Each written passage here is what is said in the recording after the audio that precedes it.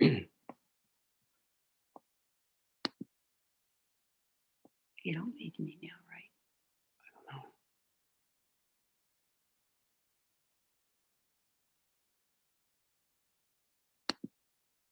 Huh. Brenda, now I can't seem to get the larger picture in here. What are you trying to do? I want to blow my face off. Hit the three dots. Yeah. The thing that normally is on there isn't there. There's spotlight video, isn't there? Oh, now it is. Yeah, now it comes up. Okay. The meeting is now being recorded, and I guess we'll get started. So welcome, everybody. And as usual, we'll go over a few housekeeping rules and our items. So it is being recorded, as I've said. Consider turning up the volume on your computers if you can't hear adequately or loud enough, especially when Mark gives his talk. A portion of his talk is going to be a video, and the sound is rather low. So if it comes out low, you can't hear it, just remember to go to the top part of your computer and turn your volume up. Also remain muted. You'd appreciate it if you do hit your picture view so that we can see you when you ask questions. In the meantime, you can also go up to the top and hit gallery view, see everybody that's there.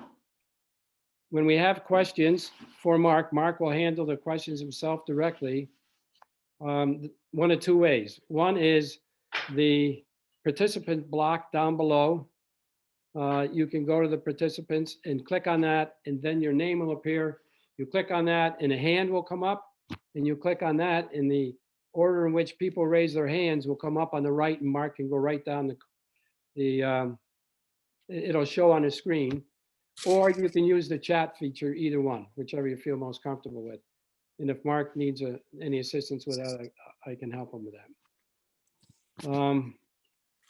Okay, I guess without any further ado, I'd like to introduce Tom Vanetta, who is going to give us our words of inspiration today. So, Tom? I'm here. Thank you, Joe. I appreciate that. Can everyone hear me, I assume? I want to hold on just a second, Tom. I want to get your picture on there if I can find you. We've got more members here now. Okay. Maybe you have to blow yourself up. Let me go back here. Where are you, Tom? Oh, there you are.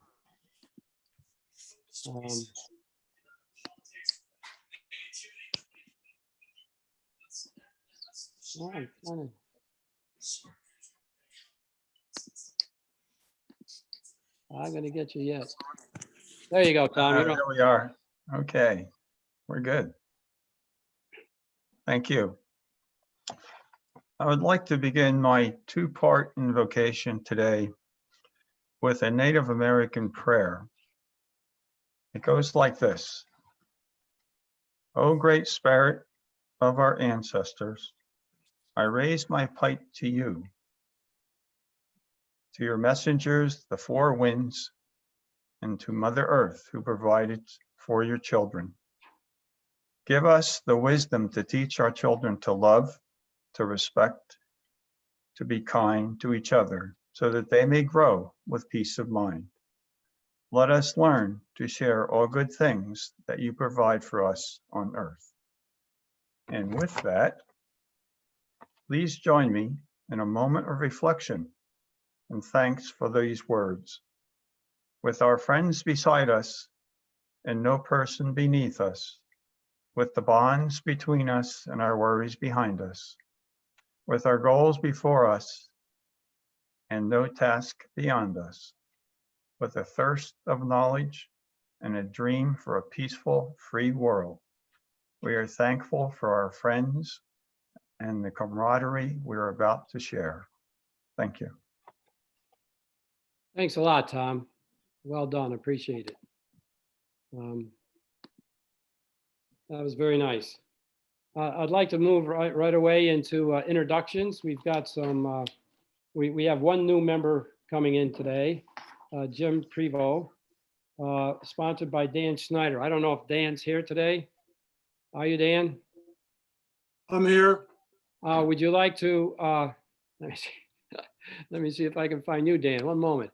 Okay. I think it's better if I take the time to do this to get, so you can see who's. Trying to find Dan Snyder. Ah, there you are, Dan. Yeah, I'm proposing my neighbor and friend Jim Prevost for membership.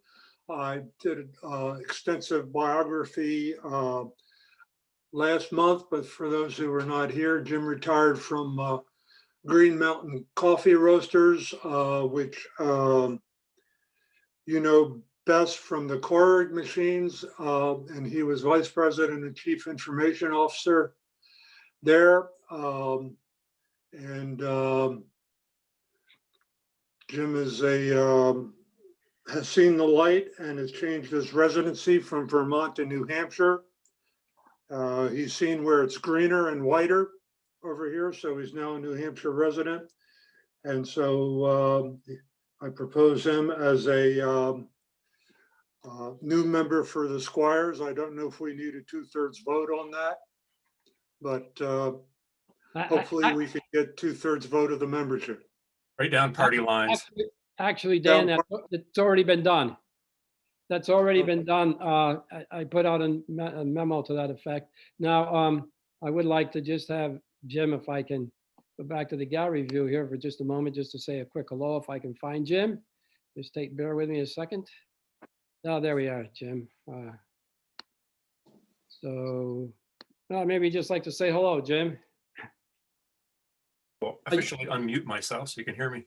Hi, guys. For those who weren't here last month, yeah, I've been on Lake Sunapee my whole life, actually. My dad built a cottage there in 1950, so I've been able to enjoy every summer as a kid on the lake, and my wife and I bought a place on a lake of our own in 2010. And then, as Dan said, last year, we actually in 2019, we made New Hampshire our residence.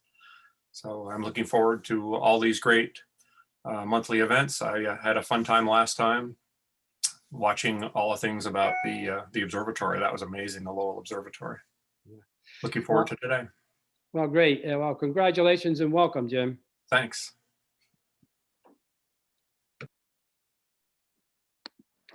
Okay, now we have 4 guests as well. So I'm going to introduce Mark Friedman to introduce 2 guests that he has. Mark? Okay, so my first guest is my friend Steve Priest. Steve lives in Sunapee with his wife and partner outdoor enthusiast Catherine. He has 2 adult sons and 2 grandchildren. Steve served in the US Army and has a bachelor's in engineering from the University of Massachusetts, a master's in operations research from the University of Rhode Island. He's been a health administrator specializing in information systems, authored 2 healthcare management information textbooks. He's a study group leader at Colby Sawyer College, an assistant professor of information systems at Daniel Webster College, an adjunct professor at St. Joseph's College of Maine. Steve is the author of 6 outdoor guidebooks and a producer of a community television outdoor documentaries. He's active in outdoor recreation for seniors, supported by the Chapin Senior Center in New London. My second guest is Al Peterson, who grew up in Hingham, Massachusetts, in the Cape Cod area. Al served in the US Navy after attending the University of New Hampshire, served on 3 ships and saw the world. He was an ETR, gunnery officer, and ASW officer before leaving the Navy after 5 years to return to civilian life, and taught music K through 12 for 30 years in Sunapee, Wow. where he also raised a family with 2 children. I'm getting feedback from my telephone. I heard that. Al enjoys ham radio, card games, sailing, teaching sailing, racing, and recently retired from his role as Captain Al on the 2 cruise boats on Lake Sunapee. Thanks a lot. I'm going to see if I can find these 2 gentlemen now. There's, I think I've got Steve came up first. So Steve, maybe you just want to give a wave out there. There you are, Steve. Like to say hello? You have to unmute yourself. Steve, you'd have to unmute yourself. There you go. No, you're still muted. Trying that space bar. There we go. That should be okay. Yes. I've been in the Sunapee area over 50 years, and I live out here in Perkins Pond with my wife, Catherine. I'm retired from Dartmouth Hitchcock Medical Center, where I was the director of computer services. And as Mark said, I led a adventures in learning program at Kobe Sawyer College entitled Outdoor Play Fun for Seniors. And that was taken from one of the textbooks that I had authored. My latest book that I just published about a month ago is called Outdoor Play Hiking the Sunapee Ragged Kearsarge Greenway Trail. And one of the participants is Mark. And there are a couple other Country Squires that are in the book also that helped me hike this 75-mile 14 trail in right in our area here. And as you can see and hear, I've done a lot of outdoor stuff, so I thoroughly enjoy it. And I'm happy to be considered for membership in the Country Squires. Great. Well, thanks a lot, and glad to have you here. Now I'm going to try to find Al. Might take me a second. Where are you, Al? Okay, go to another page.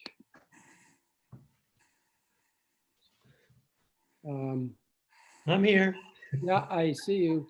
Unfortunately, you're behind 2 closed things. I got it. There we go. I'll get you. There you There are. we are. Hi, Al. Good afternoon, all. Nice to be here. I look forward to Mark's presentation. Mark and I, and Steve too, all members of the ORF's Outdoor Recreation for Seniors. But the 3 of us also do ice boating. And Mark and I have been cross-country skiing, and I'm teaching over there just beyond my house at Dexter's Inn. I've had about 20 students so far, and I've got a full Saturday, Sunday, Monday sessions as well coming up. So that's about it from here. Oh, Thanks for having that's me. great. Great, welcome. And you must overlook Sunapee Mountain where I ski almost every I day. do. I could give you a view of it, but I'll sit Oh. here. Okay, well, Maybe later. thanks a lot, and welcome. And is David Belford here? Yes, I am. Can you hear me? Yeah, I just have to find you, David. Okay. Let me find you here. Bear with me. I think it, let's see, I see another David. I don't see. Let me go back again. David Belford. Oh, I'm searching for you, David. Huh. Is he on page 2? I just went from page 2 to page 1 and back again. Why can't I find Dave? Does anybody else see him? There you go. Dave. I don't know why I can't find you, Dave. Gosh darn it. Let me go back to the speaker. Let me go to the next page. I'll just take one more minute here, second. I want everybody to be seen if I can. See David? He's there. Is it just under David? Have David wave. That's not you, is it, David, eating? No, I recognize you. That's not- No, I've already finished lunch. Oh, if you can't find me, I can still talk. Yeah, please do. That's fine. Please do. And you can yeah, wave because everybody's in the gallery view. They might be able to see that way. That's fine. Well, this morning, I'm pleased to present my good neighbor and happens to be my brother-in-law as well, Barry Bradford. And Barry and I are actually, we share a common street together. So our houses are literally across the street from each other. And Barry's got a very, I think, long and interesting background. His schooling is, he got a BA at Allegheny College and a master's in management at Troy University. Right after finishing Allegheny, Barry went into the United States Air Force and flew a series of different aircraft, including KC-135 tankers. And over a 22-year career, he also flew C-123 cargo planes in Vietnam for a year. After he retired, after 22 years, Barry joined US Airways, where he flew not KC, he flew 737 passenger planes for 13 years. He also did a little bit of work at Mount Sunapee, where he worked a number of years, and then started really getting involved in local area civic volunteering, where Barry's very active in the Habitat for Humanity program and the Kearsarge Presbyterian Wood Ministry, which serves a very fine community of people that utilize wood that he distributes to keep warm in the winter. In free time, Barry's hobbies include golf, and he enjoys boating here on Pleasant Lake. And we're glad he does that because we get to go out on it and the kids go water skiing and so forth. So that's Barry. If you're able to find my my contact, I could show you Barry. But Barry, if you want to just say a couple of words, things that I might have left out. Well, good afternoon. I'm very happy to be here and very happy that David is a member of this astute organization, and I'm expressing an interest in joining as well. I moved here in 1993. We bought Don and Ruth Sisson's house in Slopin. Many of you might know Don or Ruth Sisson, who are both passed on since then. So we've been here for just coming up on 28 years, and we're just living in the woods here down near Pleasant Lake. And like I say, I try and stay as active as I can. We just finished our 23rd house with Habitat for Humanity. And I got very involved with another fellow at church doing the wood ministry, where we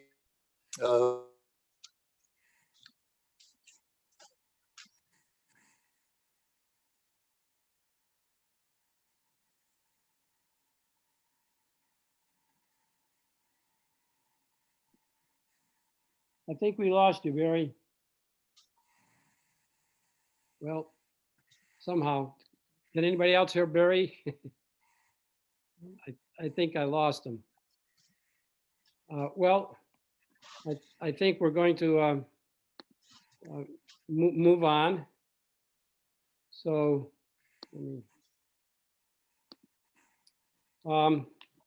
again, welcome to all the guests, and thanks to the sponsors. And I hope you all decide to join the Squires, and we'll put out a memo during the month. And if there's no objections, we'll take you in as a member next month. So I hope that works for everybody. I want to comment on the, I hope everybody's muted. I'm starting to get an echo. Would everybody please mute yourself? So I want to just mention that the membership, I'm really, really pleased about how our membership is going so far, especially during these times. If these guests, as I point out earlier, if they desire to become members and ultimately do, we will have actually had 17 new guests this year, which I think is really remarkable. I think it's as matches just about any time that I can remember for that period of time, even when we met in person. Joe, got a guest also. Pardon me? Oh, Got a guest also, Joe. oh, Art, how did I miss you? I'm sorry. Oh, I got ahead of myself. Well, let's go back to get, I'm very sorry. Let's get Art. Nice, I always do that. Okay, wait a second. Oh boy, if I could just get that right. Okay, Art, there you are. Unmute yourself. Art, you're muted. Art, you're muted.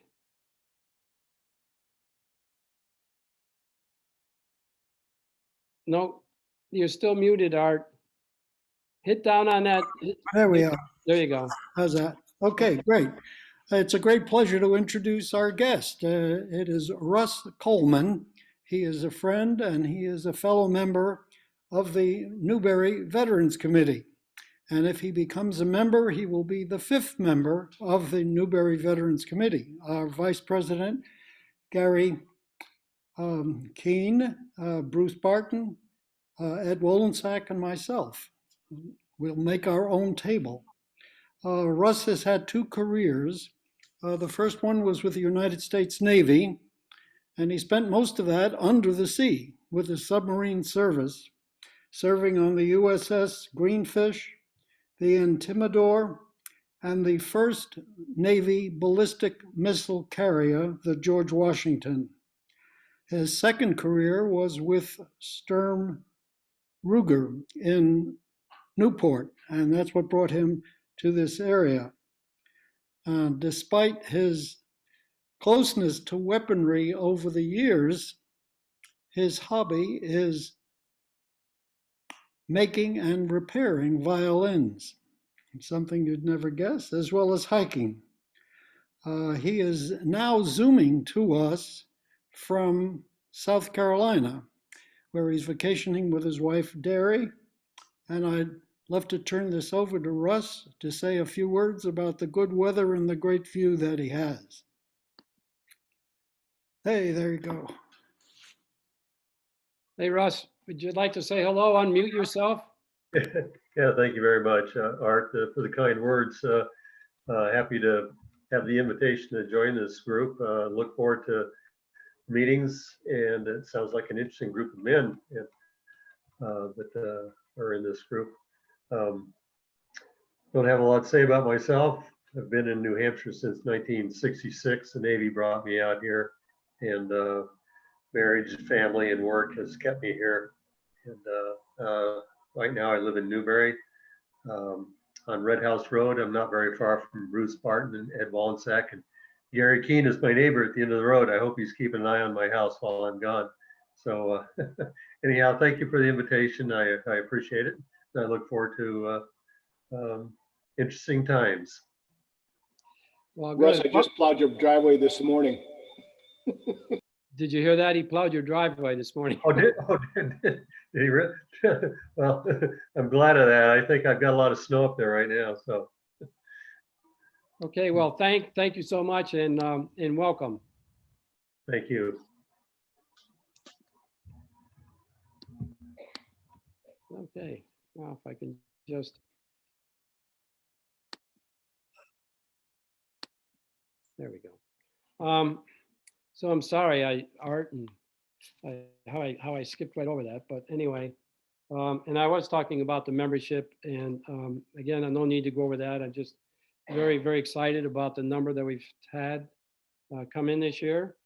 And so the actual status of where we stand right now, even in these times, we've had 100 members paid out of 121 roster. We're still trying to get a hold of the other 21 people. Some have said they're sending their check in. There was a number that said that. And a couple may have moved, but we are going to make sure that within the next month or two, we have a solid roster and we know everybody who's actually going to be in and active in the organization.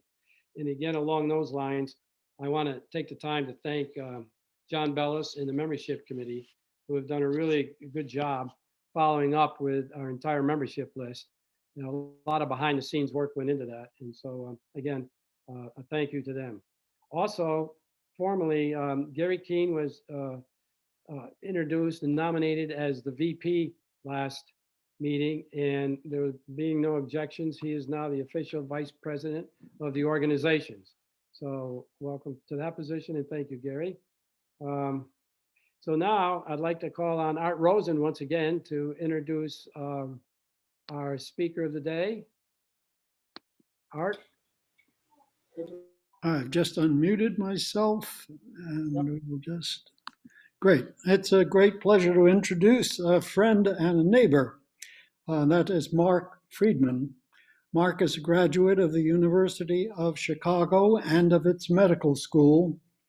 His specialty was emergency medicine, and that will be the subject of his talk today as well. He was chief of ER at St. Elizabeth's Hospital in Boston and at a number of other hospitals.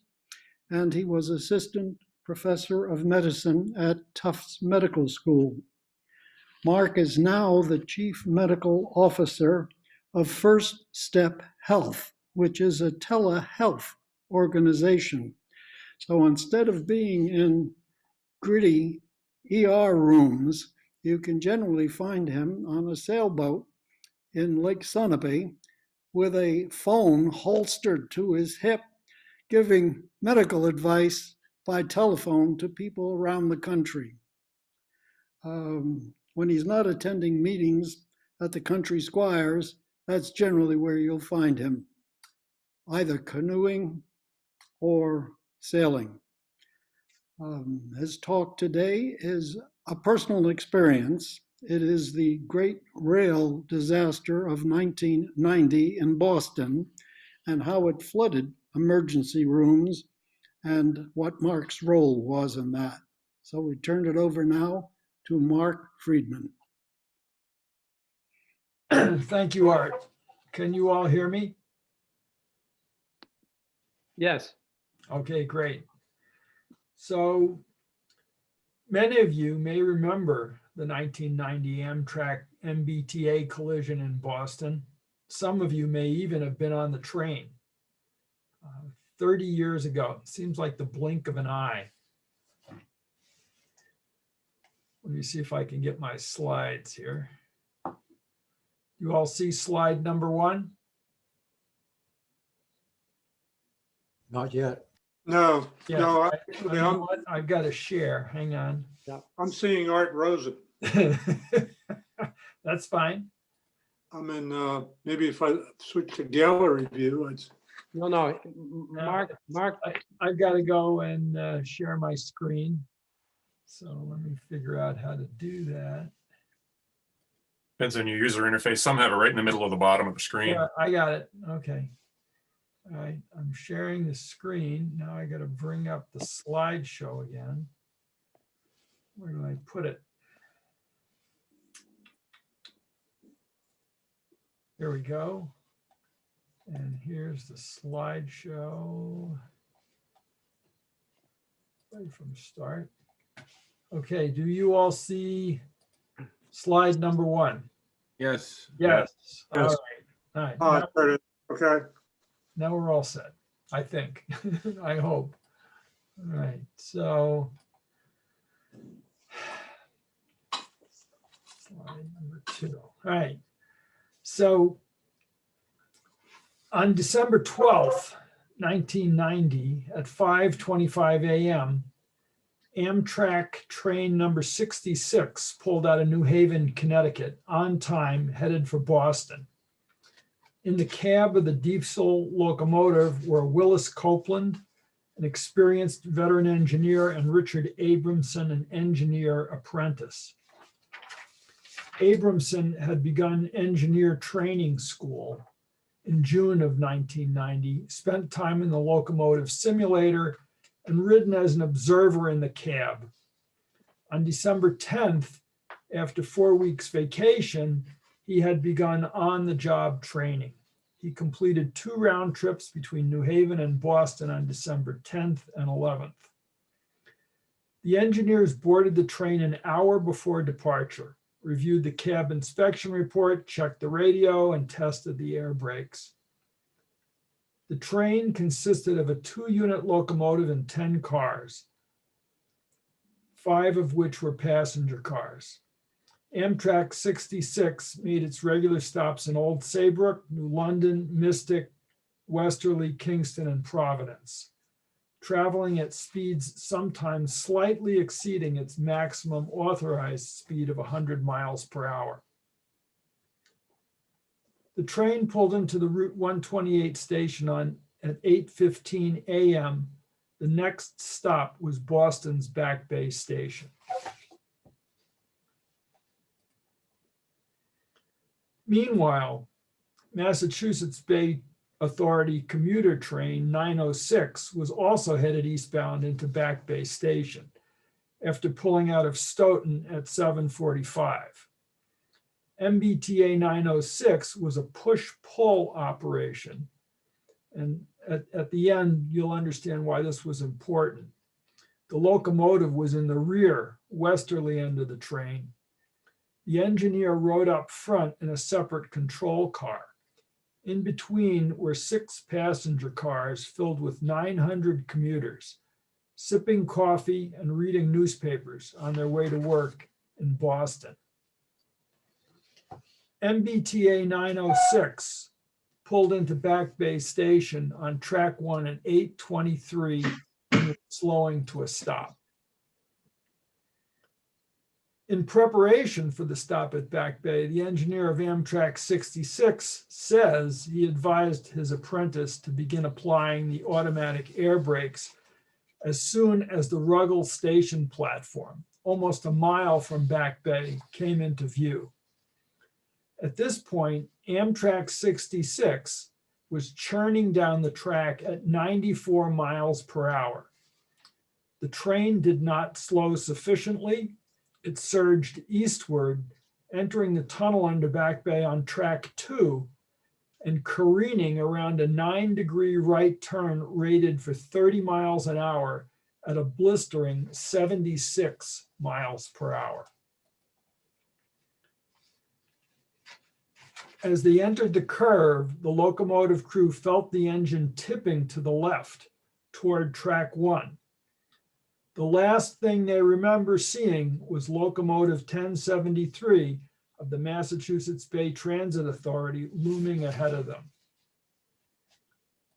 At this point, I'm going to try to transition to a brief video clip, which is hidden at the bottom of my screen by this box. Great. Okay, Mark, did you stop your video and stop the screen share? There you go. There we go. All right. Can you see the video and make it full screen? Yep. Now, Yes. I would like everyone to turn up the volume on their computers, and I need to turn up the volume on my computer because I'm going to broadcast this through my computer. So hopefully you can hear this.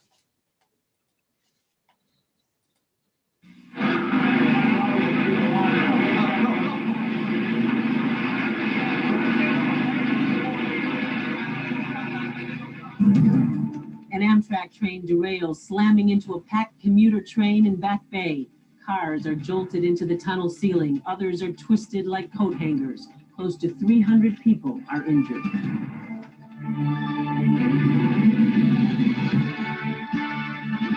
Now, Chet Curtis, Natalie Jacobson, Mike Lynch, and Dick Albert, bringing a world of news to New England. This is News Center 5 at 6.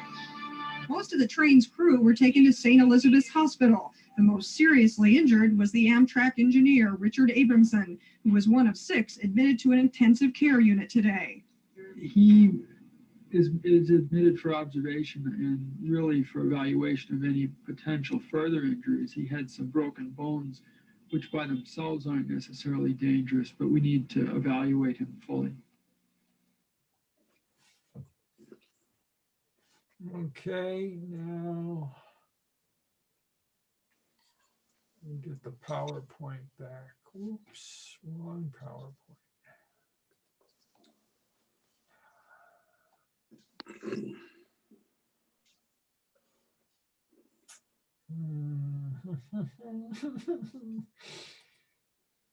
Do my PowerPoint.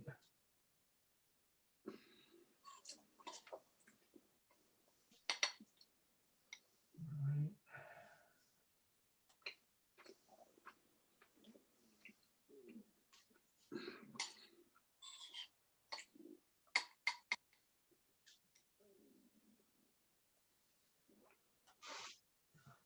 One.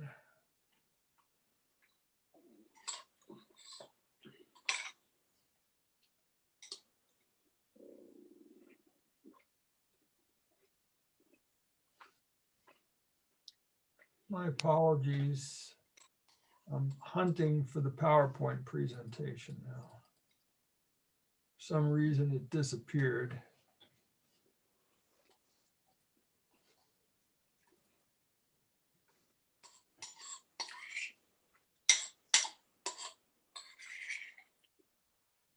Can you open recent? Mark, the first slide's up. Right, I know, but this is the wrong presentation. And this is the one. That's the wrong one too. Open recent.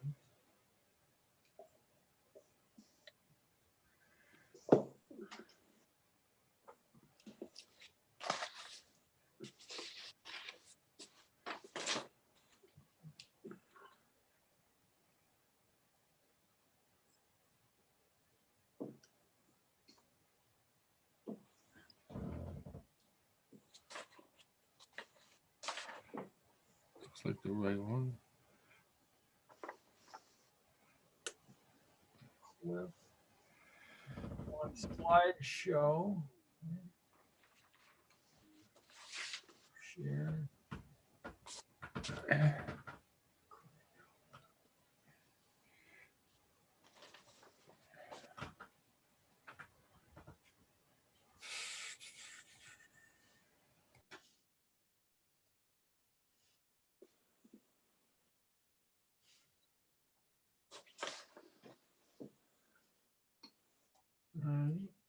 Why is this not working? Well, you see, You we see, do see, you see the slide called collision? yes, Yeah. yes. All right. So I'm sorry if the view is a little bit funny, but I will proceed. So 200 feet east down the welded steel rails from where it entered the curve, Amtrak 66 jumped completely off track 2 and collided with the MBTA commuter train on track 1. Then all hell broke loose. The roar of the collision in the tunnel was deafening. The impact threw the massive engines against the roof of the tunnel and caused the street above Back Bay Station to buckle. Both locomotives and 6 passenger cars were destroyed. One of the passenger cars was crushed like an accordion. The huge fuel tank on the Amtrak locomotive broke loose and a diesel-fueled fire ensued. More than 1,000 passengers were thrown around inside the 2 trains, which now lay twisted together in the heavy smoke filling the train tunnel into Back Bay. The engineer of MBTA, thrown to the floor by the collision and not knowing what had happened, radioed an emergency call to his dispatcher to hold all trains. At 8:24, a passenger from the MBTA train called the 911 operator from the station platform. The operator notified Boston Police, Fire Department, and Emergency Medical Services. Also notified were Amtrak, MBTA Police, and emergency personnel. Boston EMS responded immediately, dispatched units, and activated the EMS disaster plan. Calls went out to all the Boston Trauma Center hospitals, which in turn activated their individual disaster plans. I should have had a disaster plan for this slideshow. Slide 10. At 8:25, firefighters arrived on the scene and immediately ordered additional rescue equipment and ambulances. They then descended into the tunnel and began to search for and rescue injured passengers and crew amid dense smoke. By 8:28 a.m., the first Boston Emergency Medical Services units arrived on the scene. Triage areas were set up for primary and secondary triage and staging areas were established for patient loading and ambulances. Boston police arrived at 8:30. They established an inner perimeter, set up a mobile command post, which provided central communications for all the various agencies participating. The fire department, together with EMS communication specialists, set up a portable radio repeater system. This enabled rescuers in the tunnel to communicate with personnel on the surface. Communications were a key element in this, as you'll see, because there were so many different organizations involved and they were all able to work together.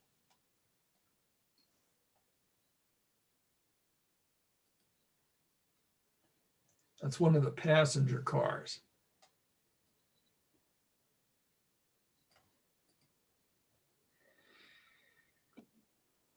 Two simultaneous rescue operations were mounted from both ends of the train tunnel. Evacuation was hampered by dense smoke from the diesel fire, making it difficult to both see and breathe in the tunnel. One of the assistant MBTA conductors had been standing in the vestibule of the third car just prior to the collision. He heard what he thought was an explosion, was hit by a flying piece of metal, and then thrown from the train to the platform. He picked himself up, proceeding through dense smoke, directed passengers out the station exit doors and up the stairs. On the Amtrak train, two assistant conductors and an off-duty conductor were in the fifth car, which had been tipped over and crushed on both ends, jamming the exit doors shut. When the conductors began opening the emergency windows, the coach filled with smoke. The conductors continued to open windows and help passengers out of the coach. They then led the passengers along a catwalk to emergency personnel who guided them to the station platform. The Amtrak conductor was thrown into a counter in the dining car in the crash and hit his head. He got up, proceeded to another passenger coach, which had tipped over, and began pulling out emergency windows. When the fire department arrived, he and two Amtrak engineers were evacuated to the hospital. The head dining car attendant was thrown across the car and sustained multiple injuries. He left the empty dining car and squeezed through a small opening into the adjacent coach car, where he assisted passengers in getting off the train. Most of the MBTA passengers were able to use the main exit from platform 2. The Amtrak passengers utilized a tunnel emergency exit because the wrecked locomotives blocked the main tunnel exits. Witnesses described the evacuation as orderly. Passengers were guided through the smoke by train crewmen with flashlights and met by firefighters and EMS personnel. MBTA police responded with 41 officers who assisted in the evacuation, crowd control, and traffic direction. Fire and smoke conditions in the tunnel resulted in injuries to 5 EMTs and paramedics. Exhaust fans were employed to remove the smoke. The diesel fire was extinguished by the Boston Fire Department. The on-scene operation, including extrication, triage, on-scene treatment, and transport of 264 patients to 7 hospitals in 18 ambulances and 4 city buses, was accomplished in 1 hour and 20 minutes. Miraculously, no one died in the initial collision.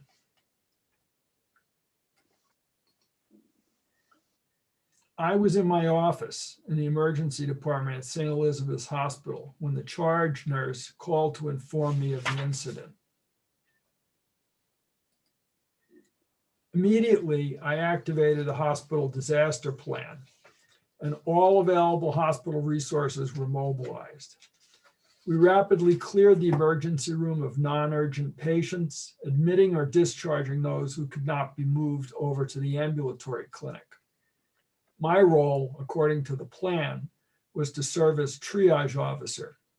I stood at the ambulance entrance and quickly assessed each case, assigning incoming patients to the various treatment areas based on the severity of their injuries. It was daytime, we were fully staffed, and I was not on clinical duty at the time, so we had an extra doctor. Additional physicians were mobilized from the hospital staff. We received 17 patients, some of whom were seriously injured. These included the engineer of Amtrak 66, along with the rest of the train's crew. This resulted in media attention for St. Elizabeth's Hospital and me with the interview that you were already seen on News Center 5, ABC.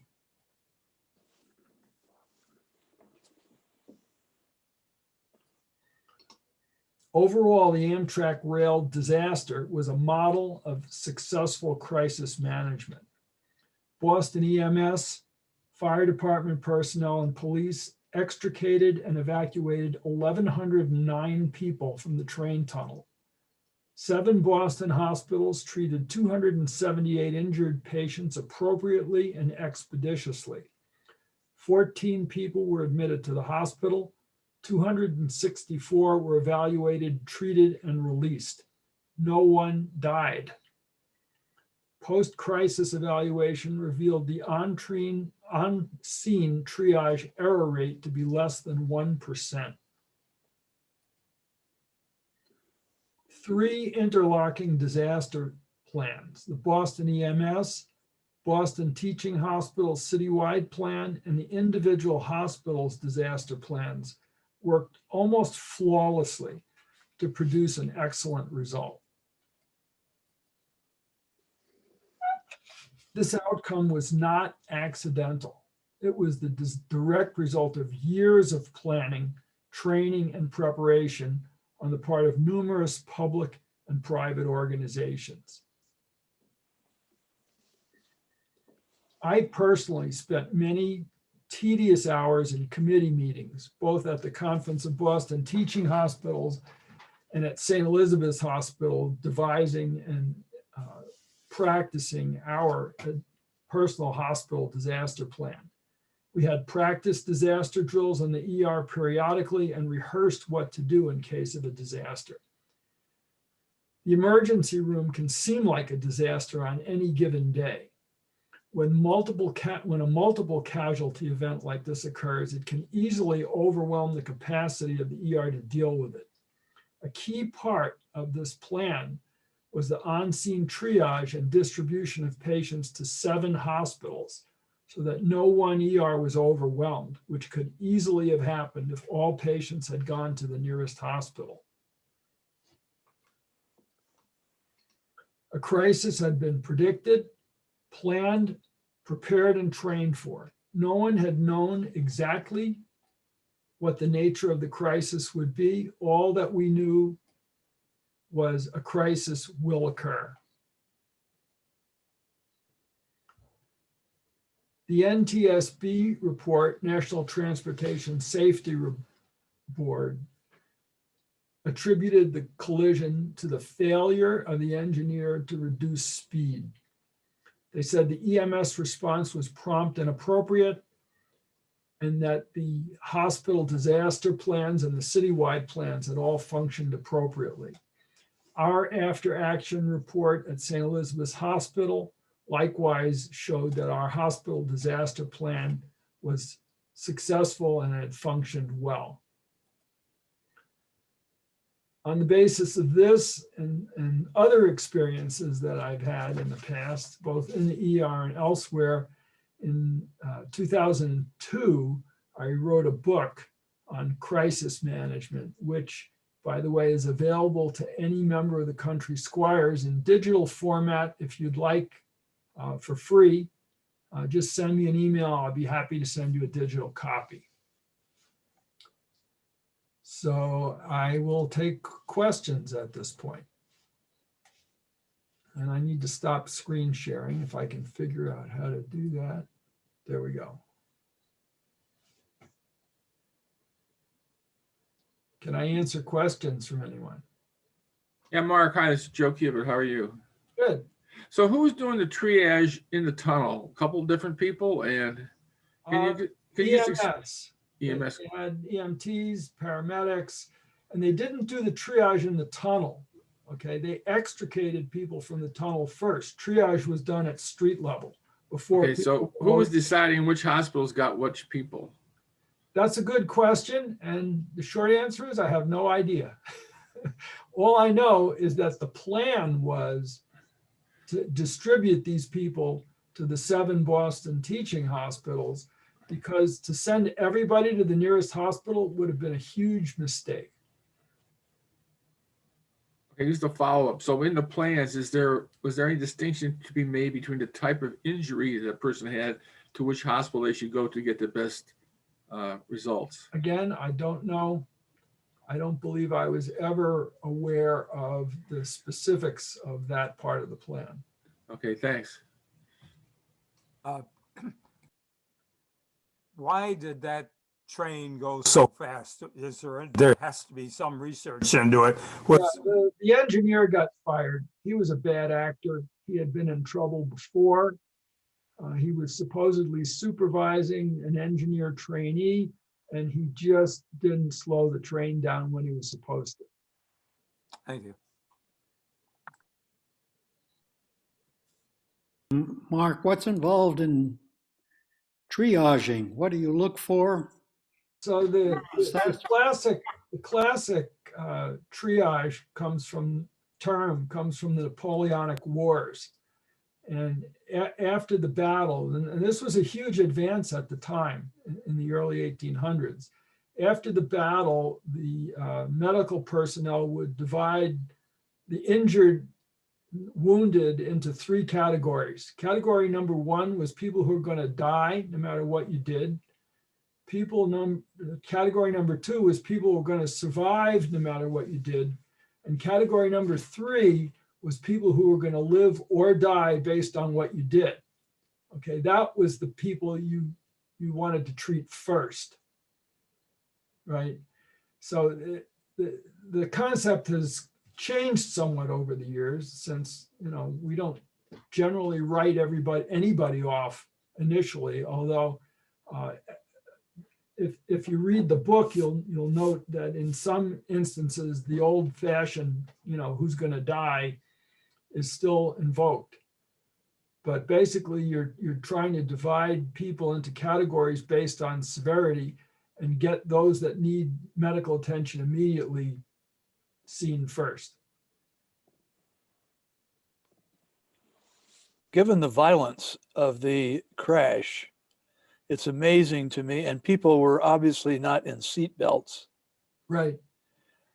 I can't understand, and maybe the National Transportation Safety Board had some insight, is why didn't more people get killed or more seriously hurt? That's a very good question. And if you remember, I pointed out initially that the MBTA train had the engine at the rear of the train, okay, instead of at the front.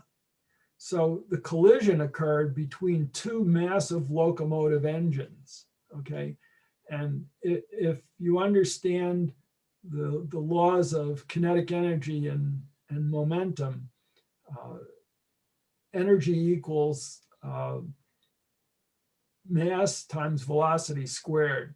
Okay, we had a lot of velocity here, but we also had two massive engines that sustained the collision.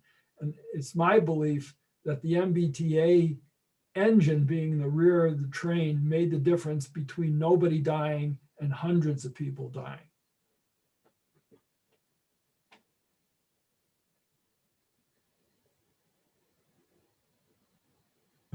Mark, this is Paul. This is just a tremendous testimony to the importance of the training. I was involved in emergency preparedness in the following decade. And initially there was a lot of funding for preparedness planning and for training, but as time went on, the training piece got less and less money. And I think that part of what we've been seeing recently has been a result of in part, lack of training.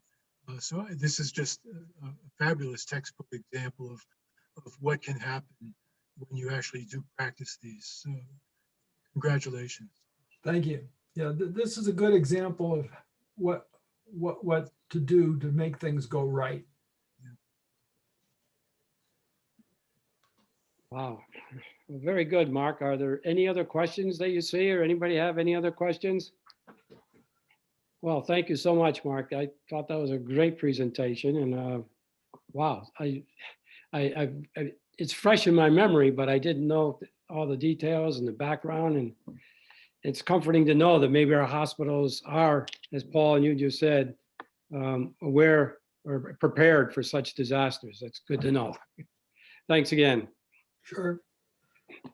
So just a request for you. If Mark can say what his email address is, we can indicate that we'd like to get that book. EDOC02@gmail.com. Yes, EDOC at, what was it?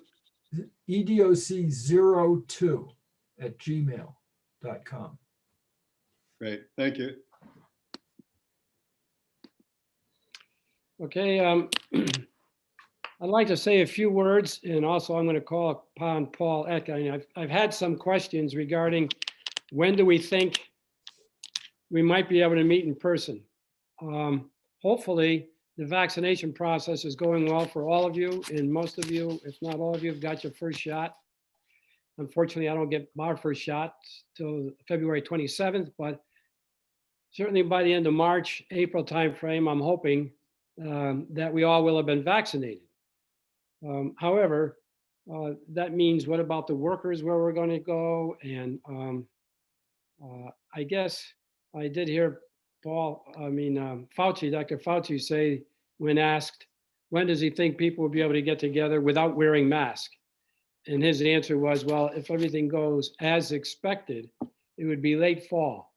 But I'm going to call upon Paul to give us a little bit, Paul Etkin, to give us a little bit more of an insight as to his views from a professional perspective of where he thinks we might be going as an organization. So Paul, you there?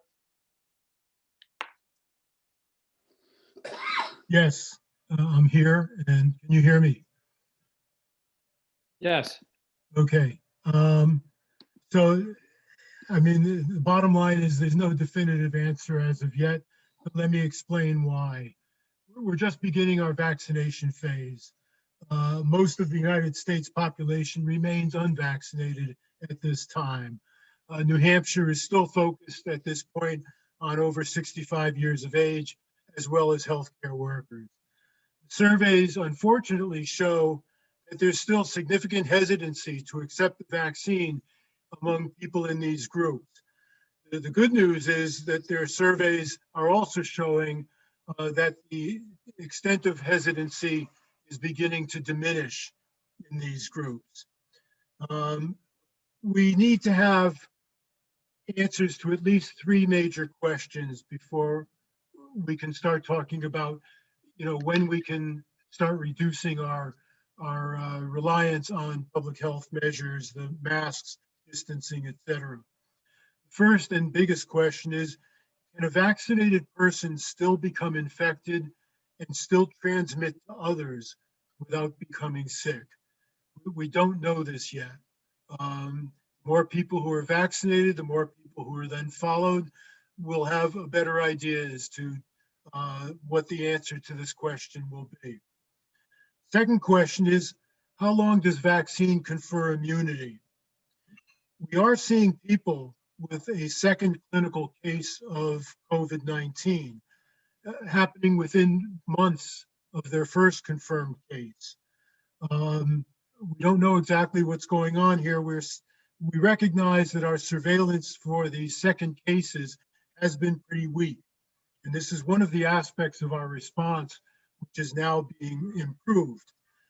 We also know that other coronaviruses cause the common cold, and you get the cold and, you get the cold again. And so we don't know if this is a function of coronaviruses or if it's specific coronaviruses. So we just don't know how long lasting the immunity is from the vaccine, as well as from natural immunity, meaning I got sick with this virus and I'm not sure how long I'm protected for. Also now, and we're seeing a lot of this in the news, we're seeing new strains of the COVID-2, the virus that causes COVID-19. The current vaccines seem to be protective, which is very good news, but perhaps maybe not as protective, which is a little concerning. We can expect to see more strains evolve, and well, exactly what will this mean, even as we have an increasing proportion of our population being vaccinated. So this underscores the importance of vaccinating as many people as possible, as swiftly as possible.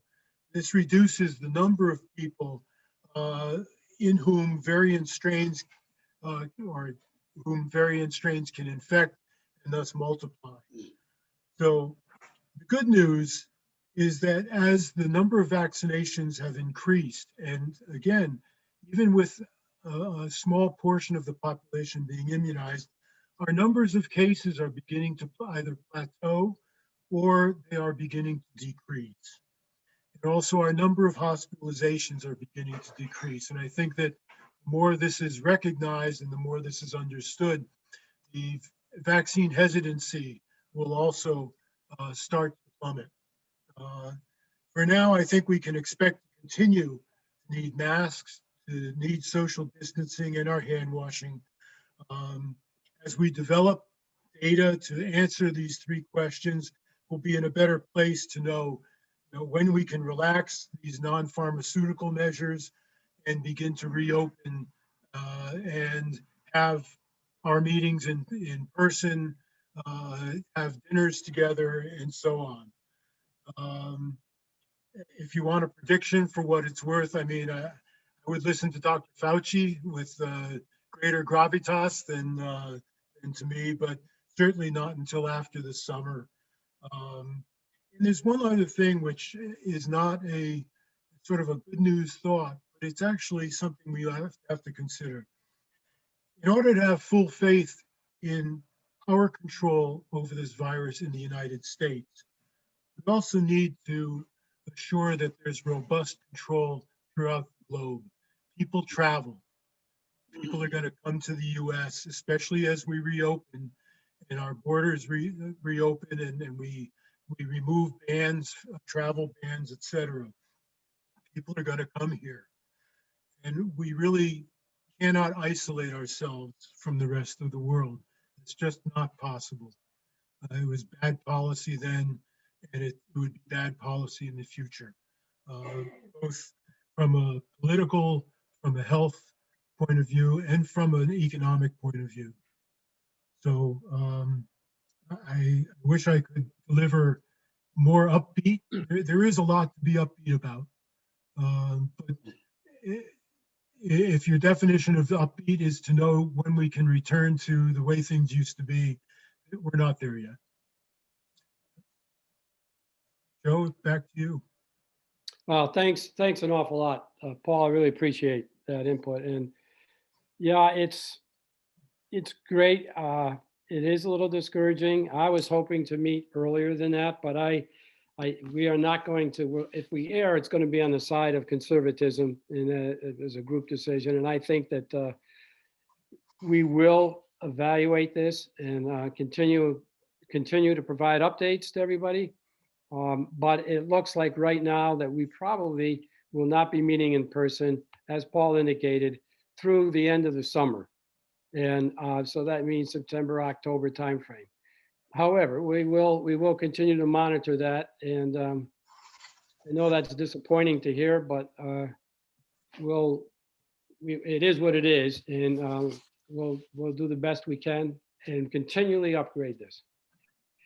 Okay, thanks again, Paul. I'd like to call on Morris Edwards. If Morris would tell us what our next meeting is going to be about. Hey, Joe, can I ask a question? Sure. Any update on the website?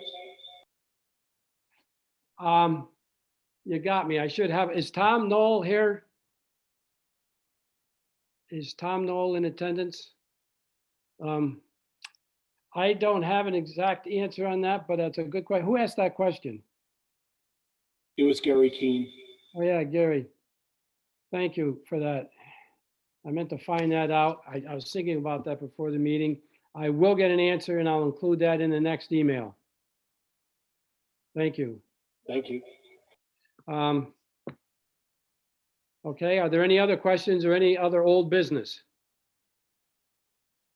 Okay, Morris, are you there? Yep. Yeah, thanks, Joe. Yeah, our speaker next month will be Tom White from Kane State College. Tom coordinates educational outreach there for the Cohen Center for Holocaust and Genocide Studies, one of our nation's most respected resources on genocide. And Tom's topic will be the rise of the Nazis in the 1930s and what we might learn from Hitler's attempt to destroy democracy. So that will be the topic. I hope you can all join us. Thank you very much, Morris. Now, someone else has a question. Mike Kahn, well, I guess, how do I invite a guest and submit him for membership? Okay, this is for anybody out there that'd like to invite a guest. Just send me their email address and we will be sure to include them on the next memo that goes out with the link to join us. And then we'll call upon you, just as we did today, to give a little bio as a guest. And then if the person is interested, I'll send out a subsequent email, as I will this time. And if hearing no objections at the next meeting, those guests will be inducted as members. So thanks for that question too, Mike. Joe? Yes. This is John Bellis. You might Thanks, just add with the additional step of filling out a very simple application form and paying us $25 in annual dues. Right. Yeah, thanks a lot, John, for stepping in. Okay, if there's no other further comments or questions, I guess we'll close this meeting and thank you for another great presentation. And thanks again, Mark and Paul, for your comments. Thank you, everybody. Thanks, Joe. Thanks, Joe. Thank you. Thank you, everyone.